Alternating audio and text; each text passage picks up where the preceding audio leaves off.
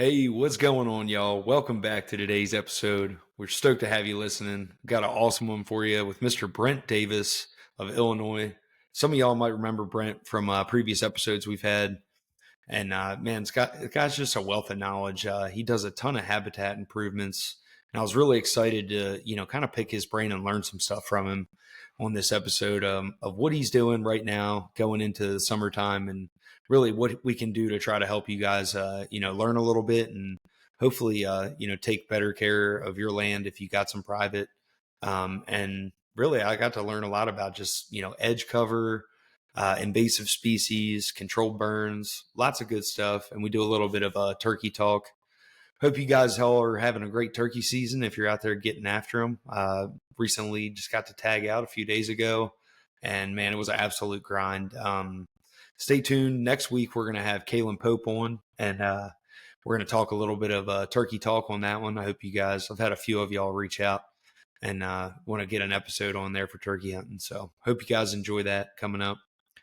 Let's give a huge thanks to our sponsors that make this possible: Lone Wolf Custom Gear, ICO Gear, Painted Arrow Outdoors, and Timberwolf Supply Company. Guys, make sure you're following each and every one of these companies, staying up to date. As far as Lone Wolf goes, I recently spoke with Cody, and we should be releasing the dates for the Whitetail Roadshow. And I know a lot of you guys are familiar with the Mobile Hunters Roadshow. Cody wanted to restructure it a little bit and, kind of approach it a different way and do a little bit more personal touch to it. Stay tuned. He'll be jumping on here in the next month or so, and we're going to get a lot more details on what to expect from the new Whitetail Roadshow and a lot of new cool releases coming out soon too that I cannot talk about. So that being said, let's get into our quote of the week and we'll jump into today's episode. Thought this one was super fitting to this, and there's no author of this one. I thought it was pretty good though. Healthy habitats don't happen by chance, only by the hands of those who work the land with vision and grit. Hope you guys like that. It's really suiting for this one. And so let's get into today's episode with Brent Davis. So what's going on, Brent? Pleasure to have you back, brother. Yeah, happy to be here. Glad we could hook up here. Yeah, man. How's life treating you lately? You guys been getting after turkeys? Your turkey season over now or what? Yeah, we're pretty well done. We have 5 seasons here and then a youth season at the beginning, and all 3 of my boys hunted youth season. Youth season's always tough, which is stupid why they put it at the beginning when birds are grouped up. You're trying to get kids excited about turkey hunting, and you put it at the beginning of the year when it's cold and the turkeys are grouped up, and but we didn't have a lot of great luck. And then me and my 15-year-old had 3rd season, so we just did that last weekend. And then my 10-year-old has a 5th season tag, so I'll take him.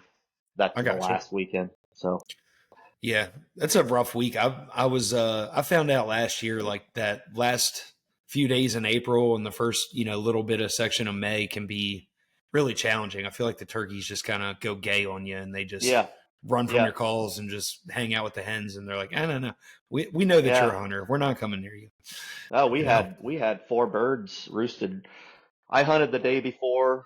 Bryce wanted to sleep in, and so I was a little conservative. I didn't want to go super far in there where I thought they were roosting because I was trying to get a plan for the next day. And there were four birds in there that morning, and so the next day we went right where we needed to be. And I mean, it was a perfect setup. The birds were right where they needed to be. Maybe I overcalled. I probably always do that, but off the roost. But they went the opposite way, and then they were done.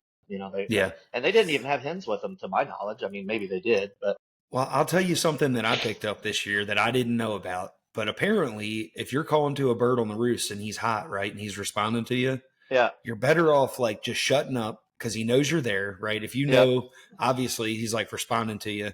Yeah. And then what they do, they pitch away from you almost every time. They don't just fly right to you. Like, and I know, like watching TV hunting, it's kind of like, this bird just flew right into the decoys or whatever. But I've learned, and it's happened to me so many times. And I blew a hunt this year with a buddy just being too impatient. I'm like, he went down the bottom. Let's go after there. Well, we were right on top of a knob. And, dude, we called, and that son of a bitch must have been 30 yards from us. And he gobbled and you could feel it in your chest. I was like, oh Yep. my God. And Yep. we blew it. He knew something was up. He heard us rustling, Well, trying to sit and down. we did that too. When they flew down where we were sitting, I had told Bryce, like if they don't fly down to our side of the creek, and they land on that side of the creek, it's not over because like it's probably 200 yards down the way. There's like an implement crossing where they would cross the creek. I'm like, they're gonna find their way around there and come back around if they land down there. But I had what I didn't know then, but I had Lyme's disease, so I was feeling like crap anyway and struggling to get up. Bryce was getting impatient, so we, like a couple rookies, tried to like go after him, Yeah. and we should have, if we would have stayed put instead of getting impatient and trying to go cut them off, we probably would have killed one because they Yeah. were hot, but That's what it's a I've tough learned, problem. man. It is. It's like turkey hunting really, you want to be aggressive, but I've learned this year especially, it's like you got to just have way more patience with turkeys than you do with deer. It's like, I all don't right, have if that. there's I know it's tough, But and some I can people sit in got a it. I can sit in a deer stand all day long and no issue, but like turkey hunting is kind of like fishing for me. Like I Yeah, would rather blow it and be moving around than I would just sit there. I don't know I hear why. you. I really would. I want to go get after them and Yeah, if it doesn't work, I go home. Same thing with fishing. yeah, I like catching. If I'm not catching in the first 10 minutes, I'm out of there. I'm moving, yep. Yep. So I'm with you, man. I don't know.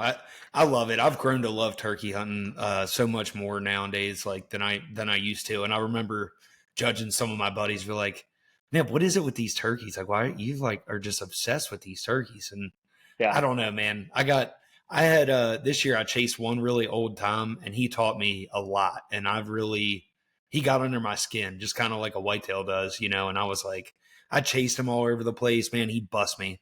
I went yeah, over here with a buddy to try to kill a double, and he cut us off and met us in the middle. And I was like, man, like, I'm like, we've just been so close and so many ruined opportunities. And I was like, it's yeah. just good, just learning. And I don't know. It's Yeah, good my to kids, get your butt kicked. I would say my kids probably, enjoy turkey hunting as much or more than deer hunting. And my wife too, she used to turkey hunt.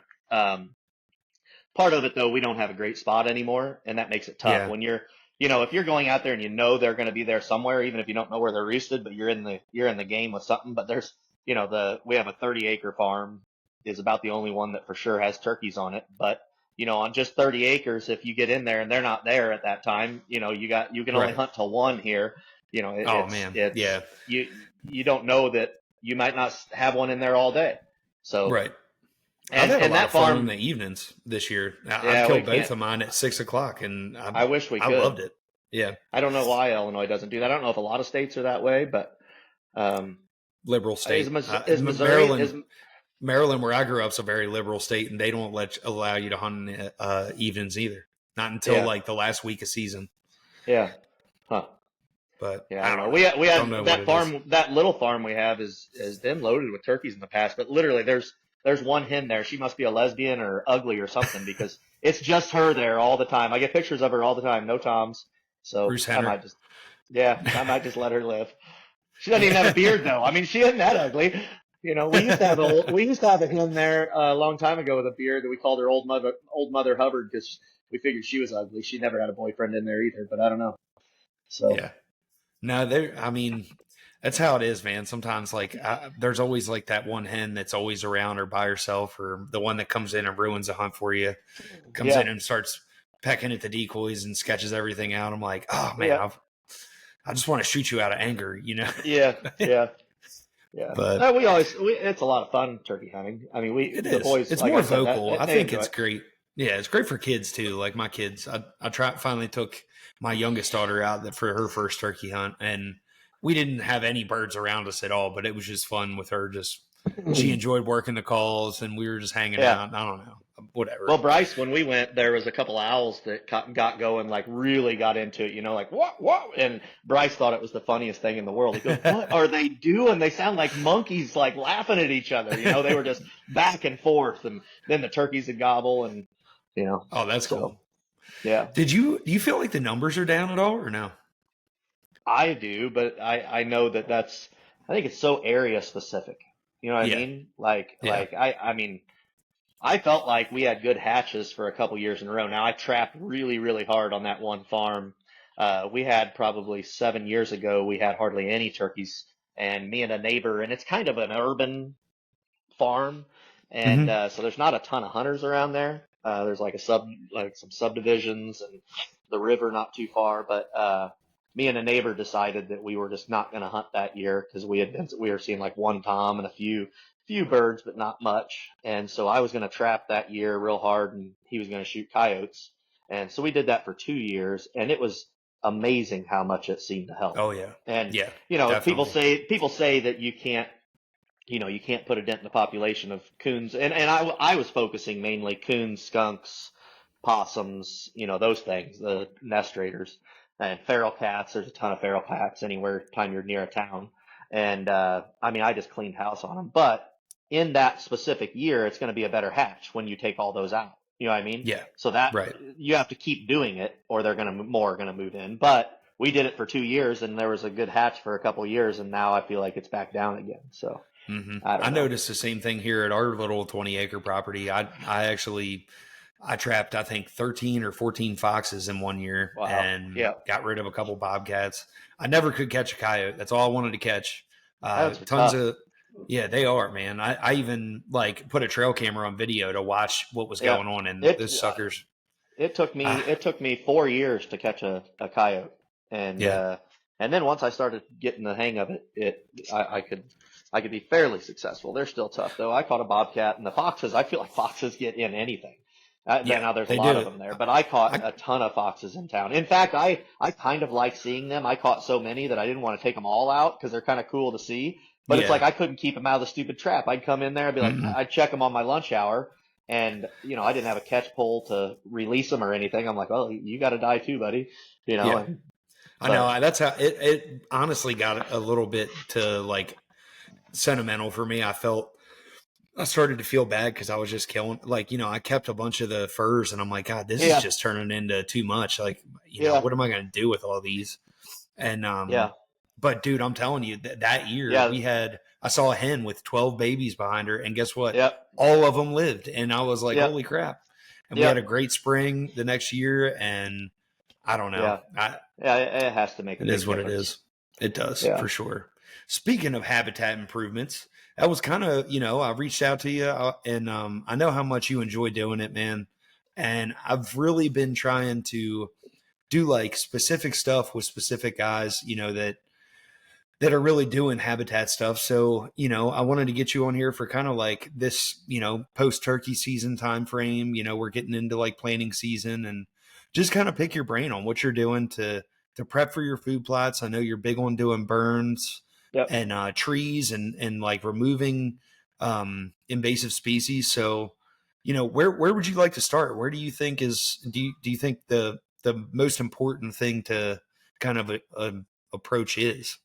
Um, I think we talked about this the last time I was on there, but like the habitat side of it is what saved me and got me back into hunting. I was a Yeah. hardcore hunter, but I kind of got burned out on it with losing a big lease and things, and I quit hunting for like 5 or 6 years, and then my dad bought this farm and we started planting trees, and I mean I think we planted like 80,000 trees or something on it. Now Wow, that's counting that's like crazy. acorns and seedlings, and I mean, a lot of them have died and replanted, but you know started doing that, and I just got kind of addicted to planting trees at first, and Hmm. I'd take my second grade class out to the farm and have a field day out there and have different stations. We'd shock the pond and see what fish were in it. I'd have a bee guy come and we'd plant trees. We put time capsules next to the trees to dig up, to they're going to open them when they're seniors in high school to see how big the tree has got and read their Oh, letters to that's their future cool. self, That's all kinds cool. of stuff.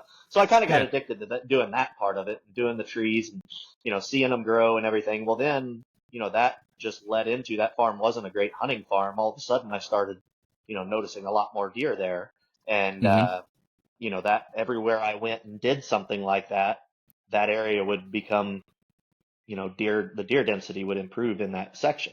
Uh, Yeah. and I was doing a lot of TSI and stuff like that I was only doing it trying to improve our timber stand. At that point I was frustrated with hunting. I wasn't even concerned about it. Going through and doing TSI. Uh, but everywhere I went, I would notice that there would be more deer there. Yeah. So really, the trees is where it all started. What did And you I do think, for a lot of your TSI stuff? As far as like, were you doing hinge cuts or removing crappy um, trees or what? I tell you what, I started with a lot of hinge cutting initially, just reading about it and everything. Yeah. And I would say that's the biggest regret I have of any of it is the Oh, hinge that cutting. was my next question. Do you feel like you did it So wrong? Because I mean, I yeah, did the same thing at our I'll be place, honest and that the only time I have use hinge cutting is for screening on edges, like mhm. edge feathering. I think edge feathering is probably the most beneficial, like around all your edges. But I would go in. Now I'll just use it for that, or if I want to have a tree that I really want them to browse on, it's something that's really good high browse, I'll hinge cut it and lay it over so it'll continue to grow and they can browse on it. Um, but I went into a couple areas and created all these, travel corridors and everything and laid all these trees over, and it was awesome. And it Yeah, worked fairly well. But then, most good hunters aren't back in their farm again until shed season, right. or longer than that. Heck, there's parts of my sanctuary I haven't been in for several years. And I went back into it and I was noticing the deer just weren't coming out of the sanctuary like they were. And I went in there and I mean, I couldn't get through it. I mean, there's no way a deer with a rack could get through it. All those hinges had started breaking down and settling. And all of a sudden it was just like a tornado zone of a deer couldn't move through there. It's the wrong So kind of thickness. did when you cut them, did you cut them up high and then you would like Yeah. anticipate Try the to deer stack. going Yeah. going down through? Yeah. So if I Because was trying to with make a my bedding place, area, good. yeah, I was gonna say with my place, like I tried to fall them and give them something to like eat, and then Yeah. also create this nice little trail that was open. So I Yeah. would be like, "This is a great trail," and it funnels right into my food plot. And why wouldn't Yeah. the deer use it? And they did. Like Yeah. it was like follow the yellow brick road into the Yeah. bedding area, pretty much. Yeah. Yeah. But even so like when I did it, if I was making a bedding area, I would kind of, cut them up high so then they could get kind of tucked back under it. But inevitably over time, especially if you're hinging trees like hackberries and, some of these undesirable trees, they're going to start sagging down and breaking off. And then you're just making a bunch of congestion in there. Yeah. Where now I pretty much flush cut everything. Okay. I'll go through and do hack and squirt or girdle of trees if they're like locust hedges, things like that. Really big tree. A lot of times, if I want, I'll just leave it standing. But for the most Hmm. part, I'll go in and just totally drop them. And the benefit of that is it just gets it totally on the ground. I'll even cut it up. I'll de-limb a lot of it, maybe sometimes stack a little bit of the brush, but just move it so they can get through there, gives them somewhere to lay up against. And within a year, a lot of those species are going to stump sprout like crazy. When you take a big tree and cut it Yeah. off, all that energy is wanting to go somewhere because it was feeding a 80-foot tree, and it's going to start shooting stump sprouts up that are super nutritious for them to eat. They're going Yeah. to They love that hammer browse. them. But in Hmm. no time, it's going to give you overhead cover that isn't going to break down and block trails. And then you go back in 5 years and cut those off because they're going to be turned into canopy again, you know. Right. Um, With locust trees, do you feel like it's more beneficial to leave some locust trees because of the pods, so, or do you yeah, feel but like, we have so many yeah, locust trees. It's insane. I mean, I got you. and I think probably 50 years ago, somebody high grade cut our farm of all the oak and everything and just left junk. I And got you. locust just exploded. Probably people cut some locust. If you don't treat a locust, they always say you kill a locust, you invite 100 of its relatives to the funeral because it'll stump sprout. I mean, we have one timber that was just one big giant locust, and off the roots of it, hundreds of locusts grew from it. So if you Oh don't treat man, it with chemical, it's gonna explode and just cover everything, and then you're gonna I have got you. a huge mess. So I do notice them eating the locust pods. I mean, that's a great food source, but I have so It's many not, yeah, locust you have trees. so many. Yeah, Yeah, we don't have as many around here, and I notice like I'll try to purposefully hunt some of them. I killed yeah, one of my best deer right underneath of a locust, and that's what he yeah, was eating in late season. So yeah. I always find sheds near the locusts. You yeah, know, a ton of yeah. sheds. And they're good in But early season, aren't they? Right around like yeah, October-ish. I've never noticed that. I heard Rendell saying that the other day on Yeah. something. He Uh, always said that like to me back in the past. And he was yeah, like, I've not ever keyed in on that, but I did hear him say that the other day. So yeah, I don't know. Hey, you never know, man. It's always something good to check out. I know they're everywhere in the Midwest. When I looked at our property we were buying in Iowa, it was full of locust everywhere. So, yeah, I mean that's that we have our farm is predominantly locusts, um, pecan, tons of pecan trees, and yeah, and walnut. And the walnut's great because we can harvest it and make money off of it, but it's not a great tree for deer hunting. right. Doesn't serve the deer much purpose What's for been your deer. favorite trees for planting? Do you have like certain areas that you do fruit trees in or? Yeah, I've done a ton of persimmon, ton of chestnuts. The fruit trees have kind of been a like disappointment for me. I planted an orchard years ago, apples Uh-huh. and pears, and it's okay. I mean, it is really good early, but really by the time it's good, the hunting, it's time to hunt. The apples are mainly off. I got an Arkansas black that holds a little bit longer and stuff. And probably the location of that isn't that isn't the best spot for an orchard, but no, I mean, I have done more oaks than anything. When we planted our CRP tree program, it was during COVID, and it was, I don't know, it was like 11,000 trees that we were going to put in, and we converted like 30 acres of tillable into different CRP programs, and 11 acres was timber, and so it was like 11,000 trees. Well, since nothing in COVID made sense, you couldn't find trees. Nobody was selling trees. It's like you Yeah, can't go outside and pull trees. It's crazy. right. So the state nurseries, everybody was shut down. So I called the forester. Well, first I posted it on Facebook, and Alan Dees or something like that from the wildlife trees something and down south. I don't know, but it was. Wish I knew their actual name because he was phenomenal. And they sell more like high end pear trees, $25 seedlings, Hmm. and for deer. And he goes, he posted responded to my thing and said, "Hey, I can set you up with trees." And I said, "Yeah, yours are way more expensive. I'm looking for like 30 cents a tree. I need Yeah, 11,000 of them." And he goes, "I can match whatever price you need, but I can't get every tree that you have on that list because the CRP program will set up and it'll want you to have oaks, but it'll also want you to have some, cottonwoods and some of the, just any native whatever it's going to work for your soil."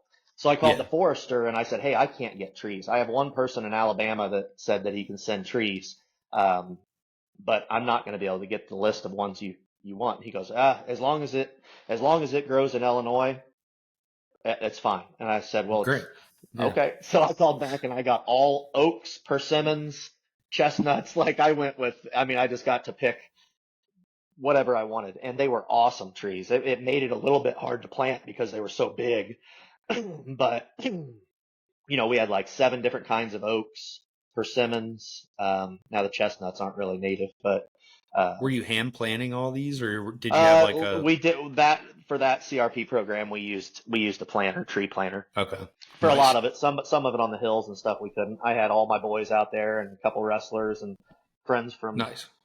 school, and yeah, but I it, gotta it ask, do you get and this might sound stupid even asking this question, I feel like I know the answer, but do they pay you to do this? Is it like a yeah. tax write off or okay. So well for the CRP, if we had somebody come do it, plant the Hmm. trees, it would be a cost share. So it's like we'd pay like 50%. Okay. They'd pay for the input and 50% and the trees. Um, but since we planted them ourselves, we paid ourselves. So Oh, basically, we cool. made money. We made money off of it. Same thing with the warm season grasses and everything else that we did. So That's awesome. yeah, yeah. So it worked great. Of all the different habitat things I've done, the areas that I've done tree stuff has given the most reward though. Okay. As far as like the animals using it, Yeah. if I was going to pick a habitat type and do it over, I would have taken most of my warm season grasses that we planted out and put trees in. I Okay. really would have. So That's interesting. So yeah. We've had, I don't know if you know this guy or not, but his name's Kent Boucher, and he I don't is think with, so. he's with Hoxie Seed, I believe, and they're out of Iowa. Uh-huh. But man, he was a wealth of knowledge. We did a whole podcast on native grasses with him, and that's what he does. Like they basically like look at your area, tell you what you need for like your native grasses for this area or that Yeah. area for And soil pheasants, types and whatnot. everything. Yeah. Yeah, and flowers and all that good Yeah. stuff. But we had a Yeah. really good conversation on like, the soft edge and stuff. And I learned a ton from him. Are Yeah. you doing stuff like that? Like, can you maybe break down? So that's what Um, I think what you mean by soft edge is like a feathered edge. yes. So, Yes. Well, so feathered edge. And then like, are you planting maybe a food plot kind of on the edge of into the open field, or what are you doing there? Yep. So I feather most all of my edges. For one, it just makes your screening better because your edge gets thicker, Hmm. gives them a quicker place to get off out of the open into the cover. Um, I mean, my timber is ugly. I mean, it's the uglier the better. It's Yeah. thick overhead, but um, so basically around all of my food plots have soft edges. So that would either be I'm going along, dropping the bigger trees on the edge, letting them fall out into the plot a little bit, and then letting early succession take off. Those early successional plants are just so beneficial. Yeah. I'll have warm season grasses in there and some of it. Sometimes warm season grasses will choke out everything else though. But like blackberries and that kind of early successional plant that comes on first is just I honestly see deer spend more time in that soft edge than I do in the food plot. I mean, Okay. browsing. Yeah, Um, and that's exactly what he said. Because really. yeah, we were talking about it, and I was like, well, I was like, here's just an example. I was like, selfishly, I'm going to ask you some questions because hopefully, I'm getting this 20 acres if we can ever Yeah. sell our house. Um, but he was telling me, he's like, man, he's like, I got a 3 acre food plot. Then we've got like a 6 acre corn plot, corn or beans, whatever is going. Yeah. And he was like, I would take that 3 acre food plot and just plant grasses, man. He's like, the Yeah. right grasses, he said, they'll feed in there. He's like, it might take you a couple years, but man, they will just love hanging out in that stuff. See And now, I mean, I've always heard that, and I yeah, couldn't. My warm season grass field that we did is everything that I did on I was a pain in the ass for the CRP people when I set it up because I set yeah, everything up for deer hunting. They're like, well, why do you want just a single strip of grass along this whole edge right here? And I'm like, well, I need that for screening. And they're used to farmers coming in being like, I want a big uh-huh, block. This yeah, rectangle is going to be warm season grasses. I'm like, no, I want to put pollinator here and then yeah, trees along this strip. I was a pain in the ass. But the the warm season grasses, I have not had the deer bedding in them like I thought I would yet. Um, Now I think your warm season grasses. I know this is against. I love everything Don Higgins says, but I know that he isn't as big on having forbs and everything in them. I think having some diversity in it is helpful hmm, to keep them in it like that all day. okay. But Such as what? Like when you say is that just like a type and of plant? I don't mean to any kind sound. of so like a forb is any kind of broadleaf, not a grass. So Okay, like okay, it could be growing up in something woody, whether it's young saplings also, or blackberries, or pigweed or something. right. Any kind of browse that deer Just like. not a And grass, right? Like something right, beneficial. right. Just Yeah. and what that does also is the grass, native grasses get so thick so fast, and it gets almost rank, and Hmm. the deer don't. I feel like they kind of want edges to lay down on, like where I mow my paths through my warm season grasses. The deer bed on those edges. They love Right. those little edges where there's an opening.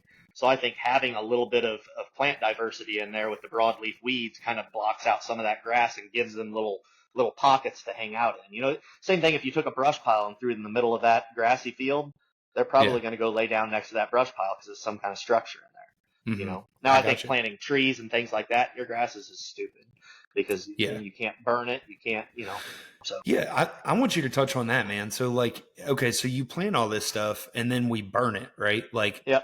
are those bushes and those kind of things, or do they come back, or So the how idea, does that work? so I say that I don't wouldn't want trees in my grasses. It depends what kind of trees. Any native tree is going to be resistant to fire. So like your oaks and things like that, if they're a big mature tree, have a really thick bark, and they're Right. meant for fire. They're going to resist it.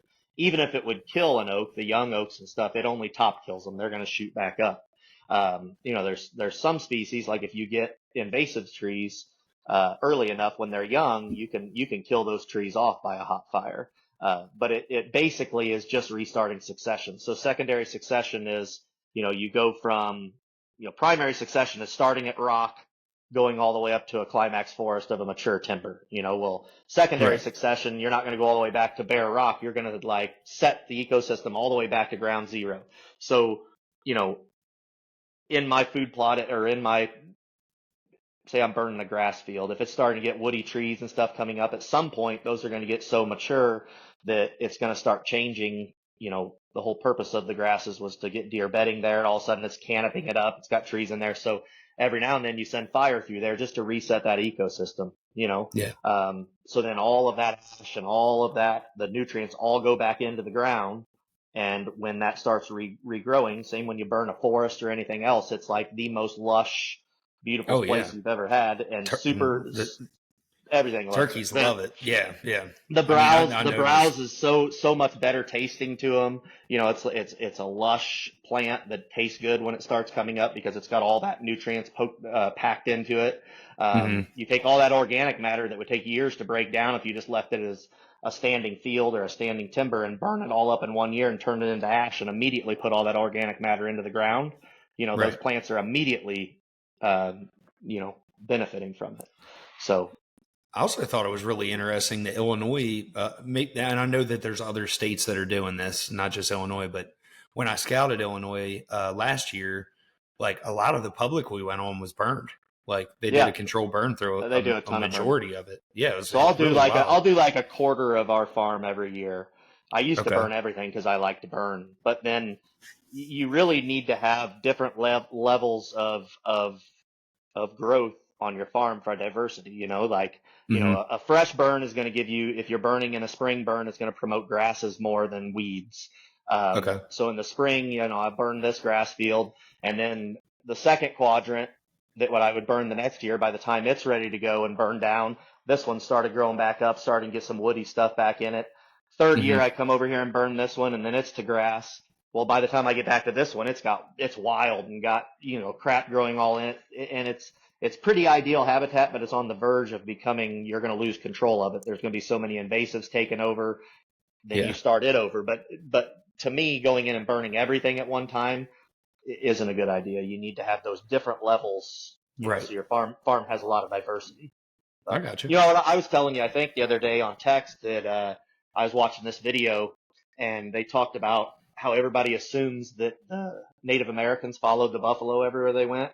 Uh huh. And we were watching this video that it's actually evidence that the buffalo were following the Native Americans because of fire.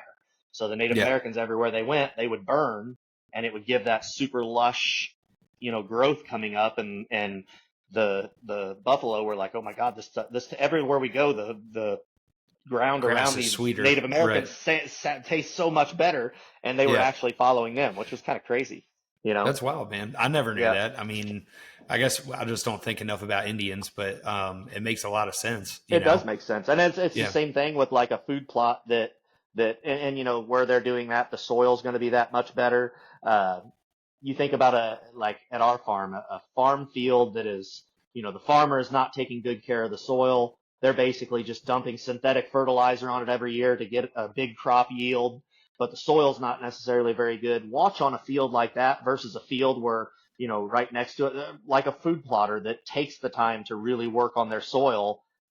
The animals will go to the plot, even if it doesn't even look as good, that has Yeah. better soil because it tastes so much better. You know what I mean? Right. I mean, the deer are Absolutely. doing that just like the buffalo did to the Indians. So Yeah. I think that's pretty Hey. cool. Oh. Yeah. Yeah, man. That's awesome. No, I mean, I think the coolest thing is just like the full circleness of, being a steward of the land and just like a deeper connection to nature, like, with turkey hunting. I think for me, like, I didn't grow up turkey hunting. So like, Yeah. I just feel like the woods are more magical in the spring. You just feel closer to nature. Like Yeah. just kind of working turkeys and stuff, and then doing the land stuff. I really wish like our property worked out better, but I can't control my neighbors.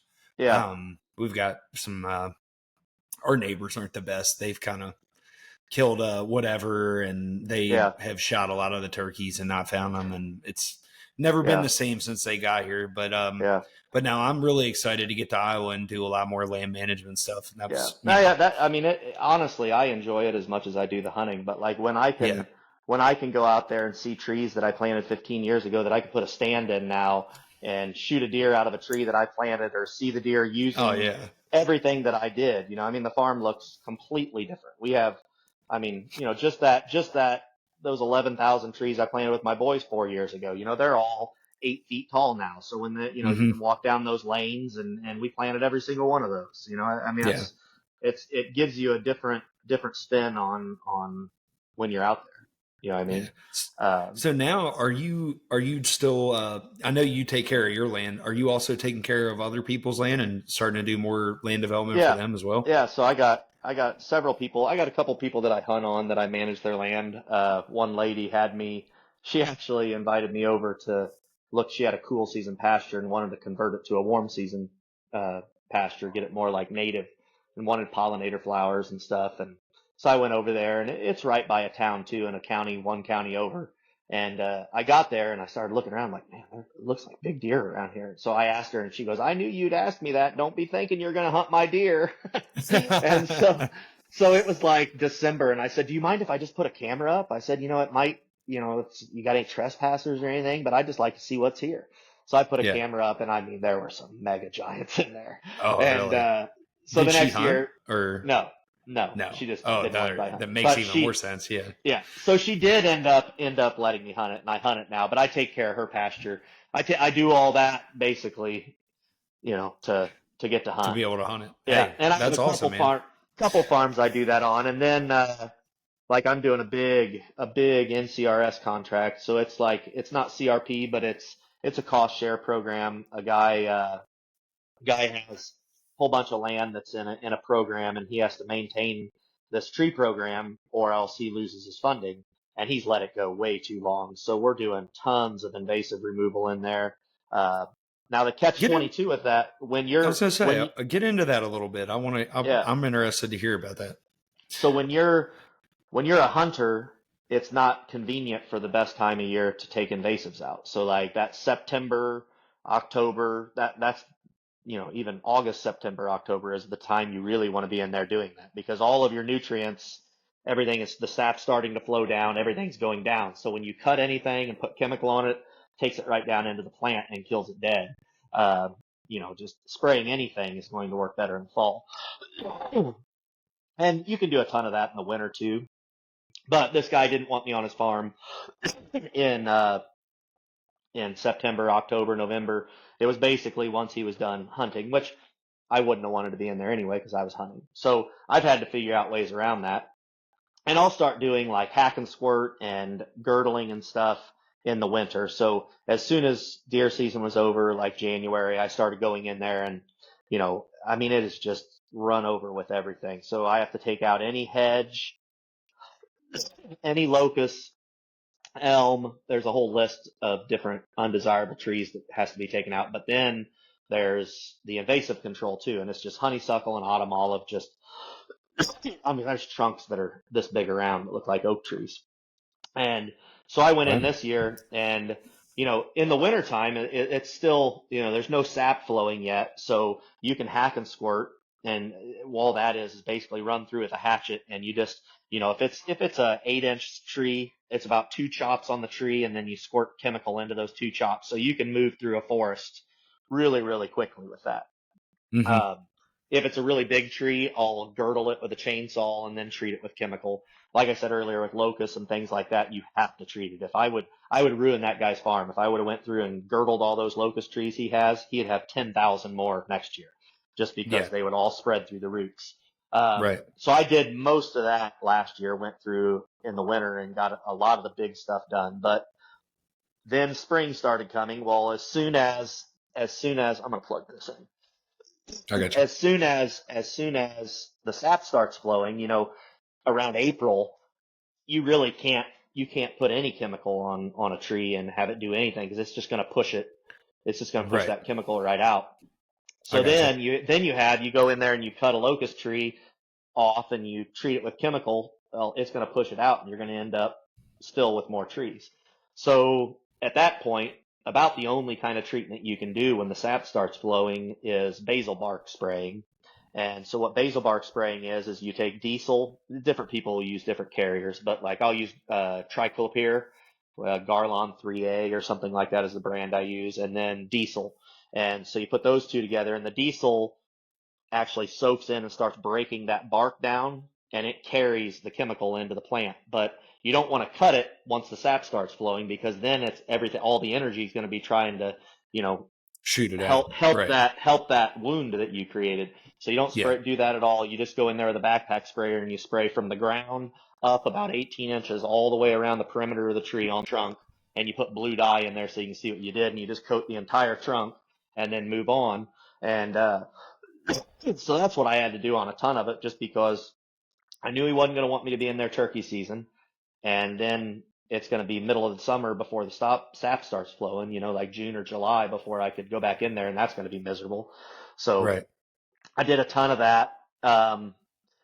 I did do a bunch of flush cut too, where you just cut like the honeysuckle stump and treat it with the chemical before the sap started flowing. But I got to the point that I had to stop just because of the time of the year. He was a turkey hunter too, so we'll start back in there on that in like June, and me and my boys will go in there, and anything that resprouted we'll spray with a backpack sprayer, just the foliage, so you can kill it with the foliage too, as long as the sap's not flowing.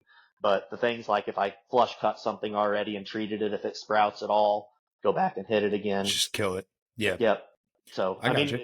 it is a never ending, like, and I think this guy probably doesn't get it. He's only doing it because he wants to get the funding, but Hmm. he's going to need to keep doing this for the next 4 or 5 years just to stay on top of it. You know what I mean? And he's Right. probably not going to have Right. me do that. And, Yeah. it's like these guys that get these forestry mulchers and they come in and they clear out honeysuckle on 100 acres and it's the most beautiful park-like setting you've ever seen, but there's no chemical Uh-huh. sprayed at all. Go back there in two It comes years and back. it's like Yeah. Medusa. It's like you cut one stem off and you get 12 in response. You know Yeah. what I mean? I learned that the It's hard way too here at our yeah, place. It was the same thing. I yeah, I thought I was like doing the right thing, and I had a guy come in with a nice little Harley rake and comes yeah, in, and everything looked amazing, man. It was yeah. great, and Just everything came and right back. So and then it's hard to learned that the keep hard way. control of it. So we'll do Yeah. that. And so like after this year, what I told the guy on that property, get everything as dead as we can. All those big honeysuckle bushes that we cut will be broken down and dead by next winter and dried out. And then in the spring, the following spring, when it starts shooting back up and you got that young tender stuff because you got all the big stuff on the ground, if it resprouts and there's going to be other seeds that sprout, that's when you run fire through there though, because then you have Okay. all that dead branches and the trunks of everything you did that will burn, and you get a really hot fire going through there, and anything that resprouts, then you can keep control of it by fire. Gotcha. But once it Gotcha. gets so big, you're not gonna stop it. So Now, like when you're doing those controlled burns and you've got, let's say you did a hinge cut and you got all these dead limbs and trees that like actually separated from your hinge cut because you don't know what you're doing and you're an yep, amateur. And yep, not you. I'm just kind of like throwing right, that out there. right. Oh, like will the Well, fire do you want it to devour that kind of stuff too as well? honestly, Or I is mean, it not important? I would love for it to burn as much as I can get it to burn in most areas, as long as it's not getting so hot it's going to kill some big oaks or something. I would rather get everything back because if you burn through an area like that, just the stump sprouts off of those, you know, those hinge cut trees the next year. I mean, you would be amazed at how much more cover you're going to have after running fire through a timber. I Yeah. mean, it's incredible. Yeah. Have you had any But bad experiences with the fire? believe it or not, and you know how big of a train wreck I No. am, I have Knock on not. wood. Yeah. I have not. Knock on wood. I can't even think of the most sketchy thing. My students always make fun of me because they always are like, anytime anybody's doing a controlled burn, they're like, Mr. D, were you burning this weekend? I'm like, I wasn't. They're like, we saw giant flames and lots of smoke. We're like, oh, that's Mr. Davis. He's burning something down. But they give me a lot of crap. But I haven't. But I have done a ton of it, and I got to know how to do it with a guy that really knew what he was doing. And he burns So for the you state, saved and a he's lot of the learning curve, I guess. right now. He Is that still what will you would come. suggest, like for any of our listeners that are looking Absolutely. to do burns? Yeah. John Noonan, I was going to go help him do a burn this year, and he was all excited about doing it, but I couldn't get up there at the time, and he did. He waited a little bit too late, but the benefit of waiting when it's too late in the spring is things are greening up, so it's a lot harder for a fire to get away from you, and it burns a lot slower. Okay. And there's big benefits to waiting later in the spring to do it also. If I have a solid warm season grass stand, I'll burn it in December because Okay. there's no cool season grass that's going to start growing when it greens up because it's all warm season grass. But if I have a Hmm. pasture that's like a mix, I'm trying to get the warm seasons going, but cool seasons are taking off. They're still trying to overtake it. I'll wait till later in the year to burn that so that cool season grass is going. As long as I have enough fuel in there of dead stuff that I can get it to go, you're better to do that when it's starting to actively grow to try to kill that cool season stuff back because your warm season stuff Okay. isn't growing anyway. I got you. John, the biggest thing is to have a plan. Like Yeah. burn breaks, don't just go out there the day that you're going to do it and be like, I think that creek will stop it there and the road will stop it there. Like you can't fight fire. You're not going Right. to, in fact, like they say not to say controlled burn because fire is not controllable. It's prescribed fire, Hmm. um, and the other thing is like the safety net of it is don't try to fight the fire. Like if it gets away from you, go 200 yards on the other side of it and start burning. Like if the fire's taking off and getting away from you, go if you can get a quarter mile from it and it's Yeah. going to go there and not hit anything important between then, start making a burn break then, and then you can start a little fire and have leaf blowers and putting it out and, burn a little section back that when that big fire gets to it, it stops. Don't Right. try to stop the flames because all you're going to do is keep moving them. So Yeah. Yeah. And don't put diesel behind your truck and catch your truck on fire Josh like the Bomar. Bomars. Yeah. Yeah. The other biggest thing is having people that know what they're doing with you. I would Right. rather burn by myself than have three people that have never done it. Yeah. I had one guy help me one time that was a fireman. He was a young kid, but I kept trying to tell him how we were. I know what I'm doing. I'm a fireman. And I'm like, well, you've been a fireman for like 6 months, but you're a volunteer Yeah. fireman. Yeah. And so we had this burn break, a clover burn break, and I'm like, just light all the way along the clover burn break. I'll go to the other end and start lighting and come back to you. I walk all the way to the other end and I turn around. He's lighting the wrong side of the burn break. And it just takes off. And so it's like burning trees that I planted and I was pissed. And Yeah. ended up burning his coat. He burned his coat up and he was all mad. We were laughing at him. And I kept singing, they call him the fireman. And man, but he didn't know what he was doing, and Yeah. my boys are phenomenal at it. Even my 10-year-old, like they've done it enough with me. I literally Uh-huh. could trust them to more than I can anybody. Right. I have a guy that works for me on my rental houses, my maintenance guy. He's really good at it now, but it took him a long time to really understand what we're doing. And, Yeah. you have to be I'd able to love to come communicate. down with you, man. Maybe next year or Yeah, something when you do it, absolutely. I'll Yep. come meet up with you. Yep. Yep. So biggest thing is just having a plan. Like I'm going Yeah. to burn this section. If you have 200 acres to burn, don't plan on burning 200 acres. Burn 10 of it. Like do it Yeah. in strips. Start with a Hmm. 10-acre strip. Mow a break through it, and that's going to be our starting point. And burn that section and use that as your safety net. So now we can burn on Right. the other side of it. The wind's coming to this, and when it gets to that 10 acres, it can't go anywhere no matter what. Yeah. So Yeah. Do you plan it like according to the wind direction and stuff like that? You're like, yeah, okay. yeah. Yeah. You I have had a to, you feeling. have to. Same with relative humidity. Like if it gets, you time of day, like trying to start a fire early in the morning. If you're going to do it for the first time, do it early in the morning or late in the evening when there's more moisture in the air because it's Is not it going to burn as slower? good. Yeah, it's going to Yeah. be hard to get it to go even. Middle of the Hmm. day when the relative humidity is really really low, I mean, and it's sunny and hot. You light a fire and it's windy.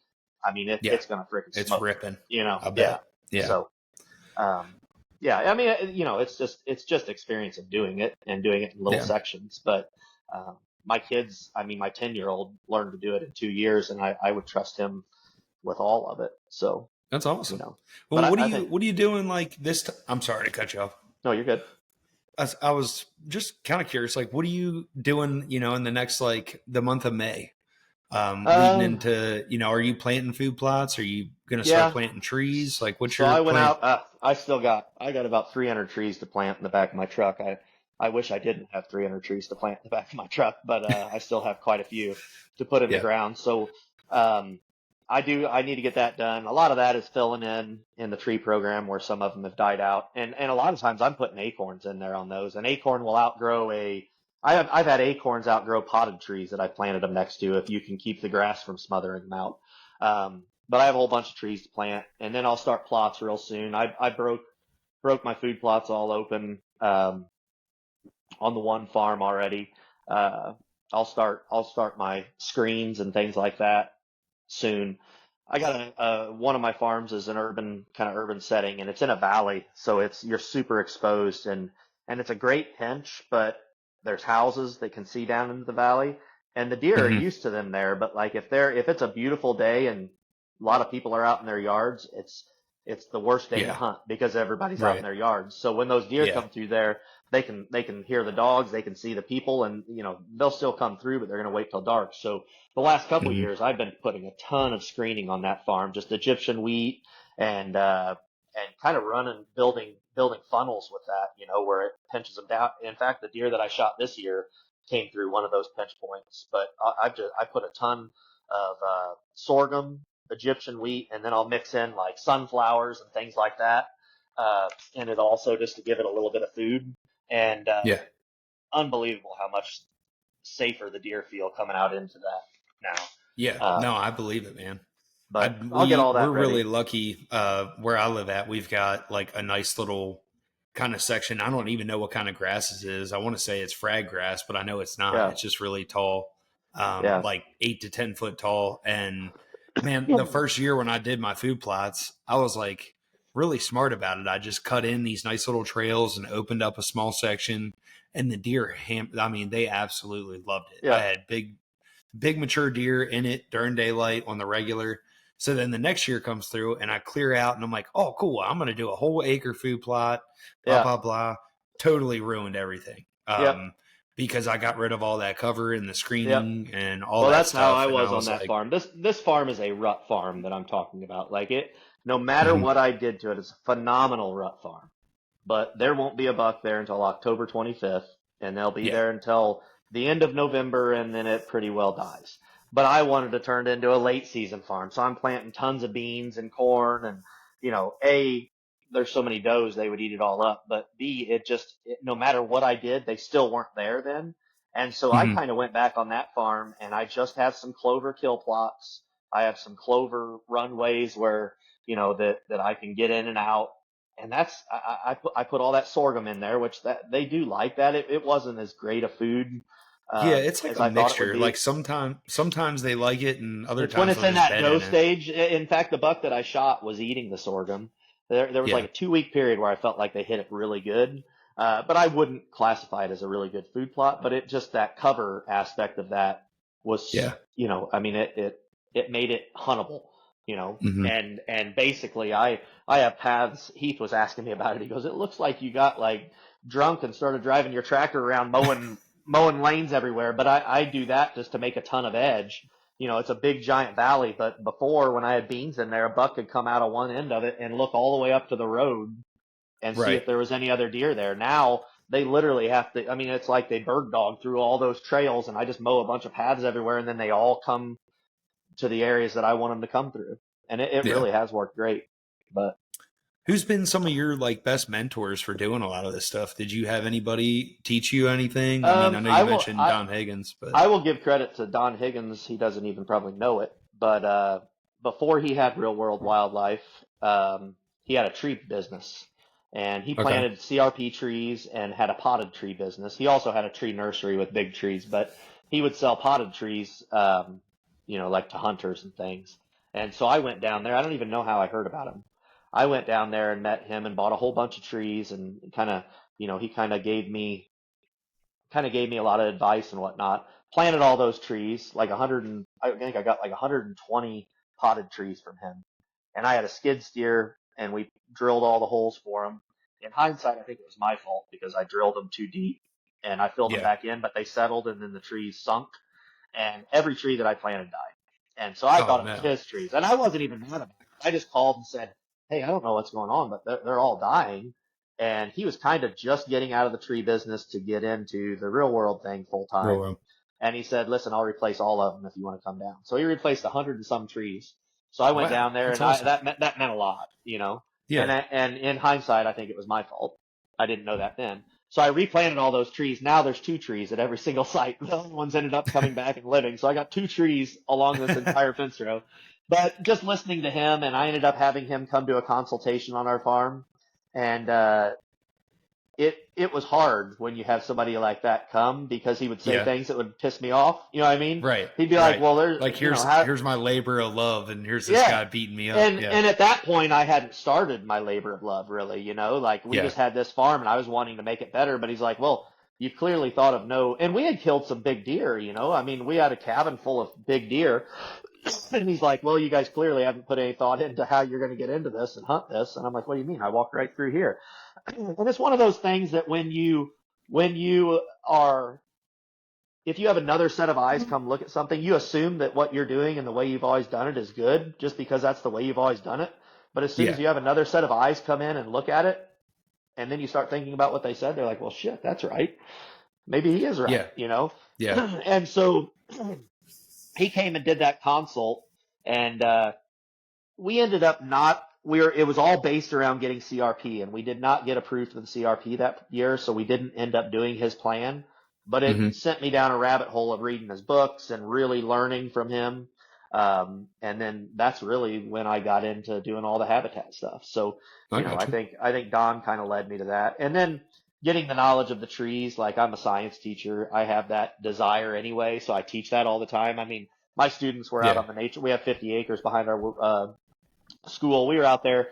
We went out there the other day basically because I wanted to get out of the damn school, and Right. we were going to go out All and right. pull. We were going to go out and pull garlic mustard. And I'm like, "You guys want to go mushroom hunting and pull garlic mustard?" It was mainly I wanted to go mushroom hunting, and Right. so we went out on the school, and we couldn't find much garlic mustard to pull.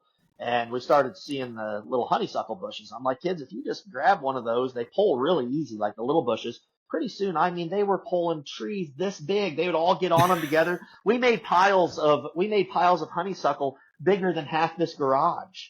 No My kidding. fifth grade Wow. students. I mean, it was That's incredible. awesome. But It's yeah. good for the kids too, man. I mean, Oh, they I loved feel it. like, yeah, the school, I know you're a teacher, but I know you'll agree with this. It's like, I feel like school's like a prison sometimes for Oh, these kids absolutely. because they just That, keep them it's a cooped up. And it's a prison for as a me too. kid That's why we go in outside so elementary, much. yeah, amen. As a Yeah. kid, I actually, in elementary school, we had a nature trail and I loved it. And I still Yep. remember it, Yep. from No, 30 years ago. So, yeah. But, and then, like, I'll do all Justin and Heath and some other guys on their lease. I'll do all their food plots, so I'll get that going here pretty soon. I got to get Justin's pleasure plot planted. He loves the cucumber and cucumber plots. Call it his pleasure plot. Spends I a lot got of you. time. Him and Heath spend a lot of time there. Yeah. Oh, in the Brokeback Ranch. That's right. Brokeback Mountain. Brokeback Yeah, Mountain. That's it. yeah. Oh, I was messed it up. I thought I was being slick. If you guys don't know what we're talking about, there's an ever going roast session that Brent does to Heath Cisco and Justin Hollinsworth, and they all hunt around the area where Brent's at. So they've all Yeah, become good buddies, and yeah, it's a never ending joke cycle. But it I is. love to be a witness of it. So, Yes, it is. Yeah. oh man. Well, buddy, I think we're gonna wrap this one up. I mean, All did right. we get to cover? Was there anything that we didn't get to touch on that you wanted to? Nope. I think we Okay, hit most of it. So yeah, man. yeah. No, I Yep. really enjoyed having you. I got 3 little rapid fire questions that I've been Okay. doing lately, and All right. hopefully you'll enjoy these. What's one of your favorite songs to when you're heading into the woods to go hunting? Hmm. Man, I like a lot of Ted Nugent songs when I'm going hunting. Okay, Um, can you pick one out maybe in my particular? favorite song was "Fishing in the Dark." Do you know that song? Not a Ted Nugent, Oh Nitty yeah, Gritty Dirt yeah, Band. yeah. Uh When huh. I was a kid, I don't know why I didn't think of this one. And I think that song is actually like a romantic song about a guy and a girl. I'm not real sure. My Yeah. dad and I would play that every time we would go deer hunting when I was a kid. You know, Okay. the "You and Me Go Fishing in the Dark." And so now Uh-huh. my kid likes to hear that. And Travis Tritt, it's a great day to be alive. So that's my kid. Anytime he goes with me, one of my sons wants to listen to those two songs. So I'm going to That's change to awesome. that. Yeah. Yeah. I remember, well, for me, recently, I don't know what it's been a good luck song, but it's been Tequila. Oh yeah. The old style. Yeah, I don't Yeah. know why, man. I go turkey hunting and I'm like, I'm gonna kill one today. Jam to some tequila. So I don't know. But I actually like when I'm going into like get really serious. I'll listen to like your high school pump up music, like some okay. Rob Zombie or something. Like, let's get this shit All done. right. All right. Like I'm gonna go in and get this killed. So Oh man, I'm a yeah, huge music nut, so I yeah. mean there's Depends probably what not kind of much you mood. could Depends what kind of mood I'm in, I yeah, guess. yeah. So Some gangster rap, some that's right. 90s something. Yeah. What's been your wow, that was interesting. What's been your favorite broadhead that you've shot over all your years? Gosh, I'm the last person to ask on that because I've jumped around a lot. Me I too, loved but I loved you got one? Okay. Rage tripans. Yeah. That's right, right? Yeah.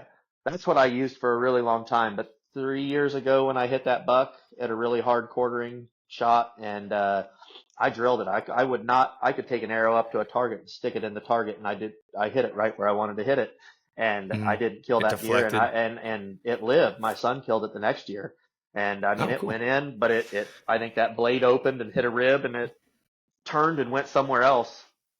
And, so What do yeah, you shoot I nowadays? did shoot last year. I shot Josh Bomar's broadhead The Beast, and yeah. the Beast, and I wasn't impressed with it.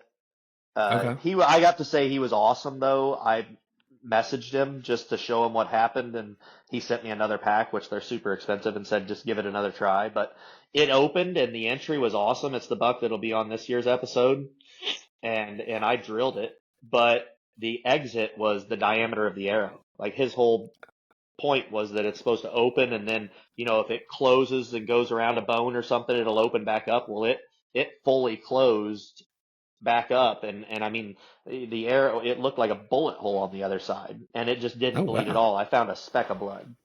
Man, Um, that's so interesting. yeah, I think this year I'll either shoot the lone, try the lone wolf custom deer head. I've shot a lot of does with it and it does move a lot of it makes a big wound channel. But the other one that really has me interested is the G5. What's that thing called? The mega Mega meat. meat. That thing I looks, shot my first deer with it this year. I'll send you the video. I'll show you the video. Dude, it put yeah, a softball size hole in this deer. I yeah, mean, that's it was what it looks insane. like. Yeah, Yeah. I've I'm heard nothing intrigued but by good things those. about them. Same. I've always been a huge advocate for punching two holes through a deer. But when Yeah, I got to see the wound channel this thing makes, I mean, if this is the only hole that's in that deer, there's no way. right. Like Yeah, and I've seen Joe Miles a lot of the videos he's done and all the different yeah, animals he shot with it. So I was like, yeah. hey, No, I you know agree. what?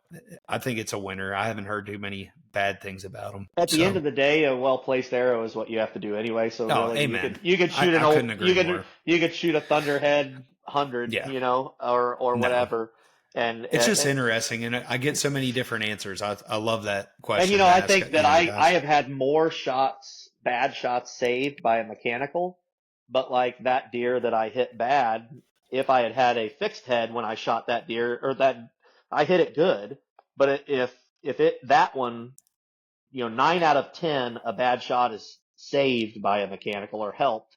That one hurt me because it was a good shot. Had it been a fixed head, it would have You'd have blown killed him. straight through. It would have Yeah, went straight through. But you don't know I've that, tried all kinds of stuff, and I swear my two favorites are the QAD Exodus. I've killed probably over 50 deer with them, and they're Yeah. phenomenal. And then the G5 Mega Meat, but I haven't killed enough deer with it to say that that's my Yeah. one Well, true that's broadhead I would take. So the other ones. Just shooting traditional this year was shooting some different two blades. I can't remember which ones I went with, but there's what's the real popular two blade that everybody loves? It's expensive. I've heard nothing but good things about the Simmons Shark. Is that what it is? No, it wasn't that. Have you seen that? No, And I looked at the it at Zwicky. one of the. Yeah, maybe that's what it is. But The I Zwicky's mean, like an old style. those really sharp, solid heads are pretty Hmm. deadly too. So Yeah, absolutely. Third and yeah, final question: if you had any hunt that you could ever do in your life, what would it be and where? man, I hate to travel, so I have Really? opportunity. Yeah, I hate traveling. Yeah. I don't want to leave. My truck goes into limp mode when I leave Menard County. It's like, what the hell are you doing? I have opportunity to go hunt other states right now. I have a killer spot in Iowa I can hunt, but I don't want to mess with the points. But it seems crazy to leave where I always got a at least I mean, of all the farms I have, I typically have a really solid deer to run chase Yeah. deer. But if I was going to pick, Yeah. I've been elk hunting.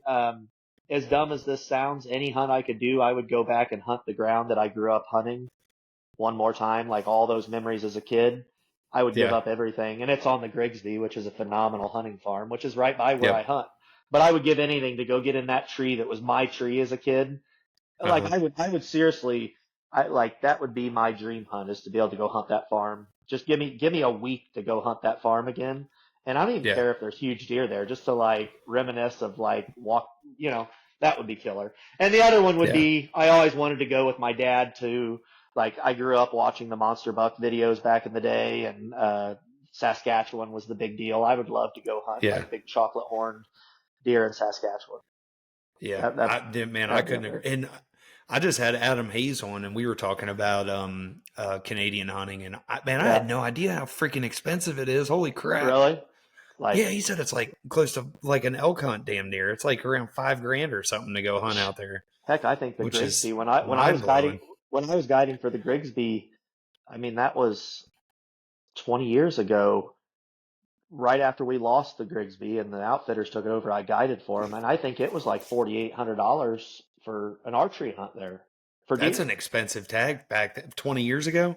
Yeah, Yeah, dude, that's yeah, probably like what, like 8 grand, 9 grand now. yeah, yeah, Yeah, crazy. damn.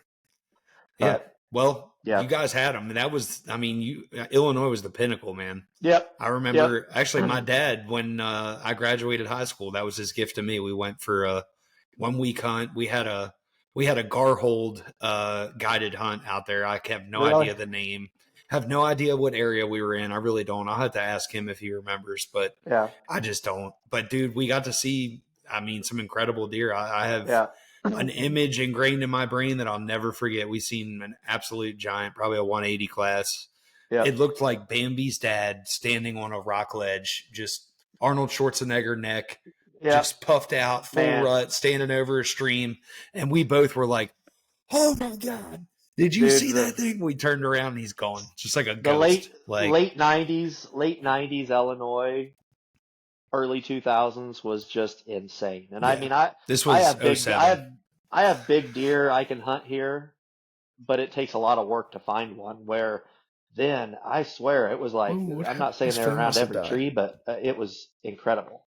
Sorry about that, guys. We lost Brent right there at the last second. He was just getting ready to wrap it up and say he appreciated y'all tuning in for this one. I hope you guys really enjoyed the episode and stay tuned for next week with Kalen Pope.